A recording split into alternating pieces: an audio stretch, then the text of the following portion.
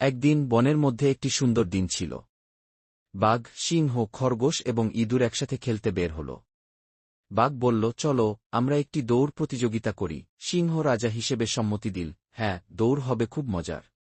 খরগোশ খুব দ্রুত দৌড়াতে পারে, তাই সে বলল, আমি তো জিতবই। ইঁদুর একটু ভীত হয়ে বলল, কিন্তু আমি তো খুব ছোট, আমি কি দৌড়াতে পারব? বাঘ হাসতে হাসতে বলল, তুমি চেষ্টা করো, ইঁদুর। আমরা সবাই বন্ধু গু।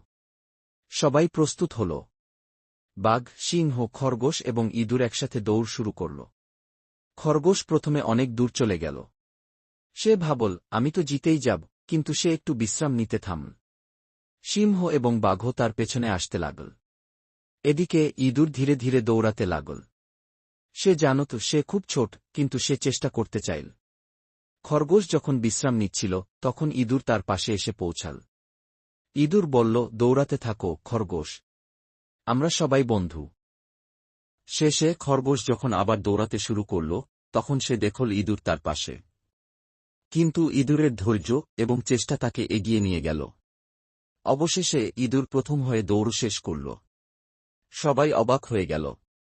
সিংহ বলল, দেখো, ইঁদুর, তুমি আমাদের সবাইকে হারিয়ে দিলে। বাঘ বলল, সত্যি, চেষ্টা করলে কিছুই অসম্ভব নয়। খরগোশ হাসতে হাসতে বলল, তুমি আমাদের সবার জন্য উদাহরণ হয়ে ওঠো।